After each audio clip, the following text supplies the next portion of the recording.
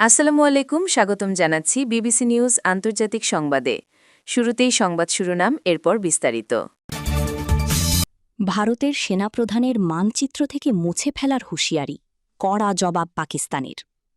ইরানি সভ্যতার শক্তি ৪৫০০ বছরের এই প্রাচীন বৃক্ষ পেজেশকিয়ান। বিশ্বব্যাপী যুক্তরাষ্ট্রের আধিপত্যের পতন ঘটেছে। ইরান, আমিরাতের পারমাণবিক বিদ্যুৎ কেন্দ্রে ড্রোন হামলা। দর্শক, এতক্ষণ শুনছিলেন সংবাদ শিরোনাম। এখন বিস্তারিত। আপনি যদি ইসরায়েলের ধ্বংস চান এবং মুসলিমদের পাশে থাকেন, তাহলে ভিডিওতে লাইক করে চ্যানেলটি অবশ্যই সাবস্ক্রাইব করে দিবেন এবং আপনার মূল্যবান মতামত অবশ্যই কমেন্টে লিখে জানিয়ে দিবেন। এখন বিস্তারিত। ইরানি সভ্যতার শক্তি ৪৫০০ বছরের এই প্রাচীন বৃক্ষ পেজেশকিয়ান। যুক্তরাষ্ট্রের ক্রমবর্ধমান ভূরাজনৈতিক চাপ ও মধ্যপ্রাচ্যে সামরিক উত্তেজনার প্রেক্ষাপটে ভিন্নধর্মী এক বার্তা দিয়েছেন ইরানের প্রেসিডেন্ট মাসুদ পেজেশকিয়ান।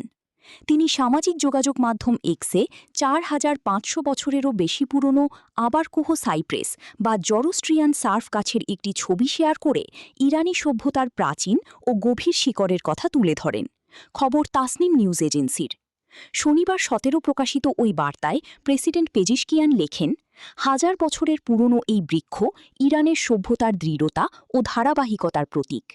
এশিয়ার অন্যতম প্রাচীন জীবিত উদ্ভিদ হিসেবে পরিচিত এই ঐতিহাসিক আবারকুহ সাইপ্রেস এমন এক অঞ্চলে অবস্থান করছে যা প্রাচীনকাল থেকেই ইরান নামে পরিচিত। বিশ্লেষকদের মতে চলমান আন্তর্জাতিক পরিস্থিতি, বিশেষ করে যুক্তরাষ্ট্রের সামরিক তৎপরতা ও ইরানের উপর নিষেধাজ্ঞার চাপের মধ্যেই এই প্রতীকী বার্তার মাধ্যমে তিনি ইরানের দীর্ঘ ইতিহাস ও অস্তিত্বকে সামনে এনেছেন। তাদের মতে এর মাধ্যমে ইরানের অবস্থান ও টিকে থাকার সক্ষমতার বার্তা দেওয়ার চেষ্টা করা হয়েছে। সার্ভি আবারকুহ নামে পরিচিত এই পারস্য সাইপ্রেস গাছটি ইরানের আবারকুহ অঞ্চলে অবস্থিত। উদ্ভিদবিদদের ধারণা এর বয়স প্রায় ৪০০০ থেকে ৪৫০০ বছর। এটিকে শুধু এশিয়ার নয়, বিশ্বের অন্যতম প্রাচীন জীবিত বৃক্ষ হিসেবেও বিবেচনা করা হয়। প্রায় ২৫ মিটার উচ্চতার এই গাছটির কাণ্ডের পরিধি প্রায় ১১.৫ মিটার। হাজার বছরের পরিবর্তন ও সময়ের সাক্ষী হয়েও এটি আজও সবুজ ও জীবন্ত, যা অনেকের কাছে পারস্য সভ্যতার স্থায়িত্ব, শক্তি ও ঐতিহ্যের প্রতীক হিসেবে দেখা হয়। বিশ্বব্যাপী যুক্তরাষ্ট্রের আধিপত্যের পতন ঘটেছে।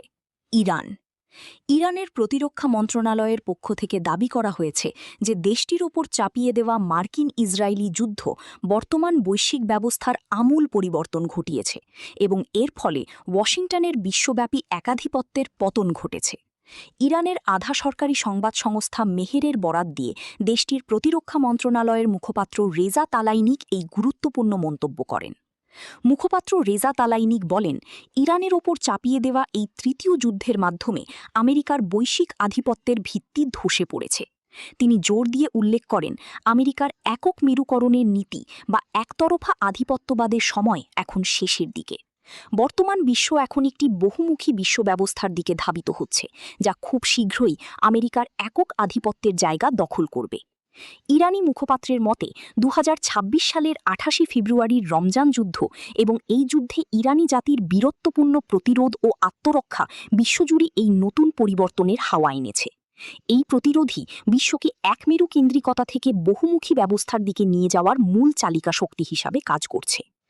বৈশ্বিক এই ভূরাজনৈতিক পরিবর্তনের মাঝেও ইরানের জনগণ এবং সশস্ত্র বাহিনী দেশের সার্বভৌমত্ব রক্ষায় সম্পূর্ণ প্রস্তুত রয়েছে বলে মুখপাত্র স্পষ্ট বার্তা দিয়েছেন। রেজা তালাইনিক দৃঢ়তার সাথে জানান, যে কোনো ধরনের হুমকি বা বহিরাগত আক্রমণের বিরুদ্ধে অত্যন্ত সুনির্দিষ্ট, কঠোর ও জোরালো জবাব দিতে ইরানি বাহিনী বিন্দুমাত্র দ্বিধাবোধ করবে না। আমিরাতের পারমাণবিক বিদ্যুৎ কেন্দ্রে ড্রোন হামলা। সংযুক্ত আরব আমিরাতের বারাকাহ পারমাণবিক বিদ্যুৎ কেন্দ্রে ড্রোন হামলার ঘটনা ঘটেছে। ইরান ও যুক্তরাষ্ট্রের মধ্যে চলমান নাজুক যুদ্ধবিরতির মধ্যেই এই হামলা ঘিরে নতুন করে আঞ্চলিক উত্তেজনা বৃদ্ধির আশঙ্কা তৈরি হয়েছে। আমিরাতের কর্তৃপক্ষ জানায়, রোববার ১৮ মে আবুধাবির আল ধাফরা অঞ্চলে অবস্থিত বিদ্যুৎ কেন্দ্রটির সীমানার ভেতরে একটি ড্রোন আঘাত হানলে একটি জেনারেটরে আগুন ধরে যায়। তবে এতে কোনো হতাহতের ঘটনা ঘটেনি এবং তেজস্ক্রিয়তার মাত্রাও স্বাভাবিক রয়েছে। দেশটির পারমাণবিক নিয়ন্ত্রক সংস্থা এক বিবৃতিতে জানায়, আরব উপদ্বীপের প্রথম পারমাণবিক বিদ্যুৎ কেন্দ্রটির 4টি ইউনিটই স্বাভাবিকভাবে কার্যক্রম চালিয়ে যাচ্ছে এবং উৎপাদনে কোনো বিঘ্ন ঘটেনি। ঘটনার পর তাৎক্ষণিকভাবে কোনো পক্ষ হামলার দায় স্বীকার করেনি। আমিরাত সরকারও এখন পর্যন্ত কোনো দেশকে সরাসরি দায়ী করেনি। তবে প্রতিরক্ষা মন্ত্রণালয় জানিয়েছে, আকাশ প্রতিরক্ষা ব্যবস্থা 2টি ড্রোন ভূপাতিত করতে সক্ষম হলেও তৃতীয় একটি ড্রোন বিদ্যুৎ কেন্দ্রের জেনারেটরে আঘাত হানে। মন্ত্রণালয়ের দাবি অনুযায়ী ড্রোনগুলো পশ্চিম সীমান্ত দিয়ে প্রবেশ করেছিল। তবে এই বিষয়ে বিস্তারিত কিছু জানানো হয়নি। ঘটনার উৎস শনাক্তে তদন্ত চলছে।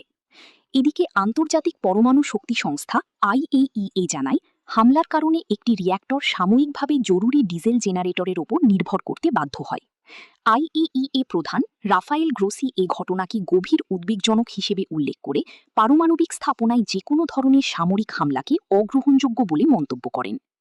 উল্লেখ্য, সৌদি আরব সীমান্তের কাছে এবং আবুধাবি থেকে প্রায় 225 কিলোমিটার পশ্চিমে অবস্থিত বারাকাহ পারমাণবিক বিদ্যুৎ কেন্দ্রটি সংযুক্ত আরব আমিরাতের গুরুত্বপূর্ণ জ্বালানি অবকাঠামোর একটি অংশ।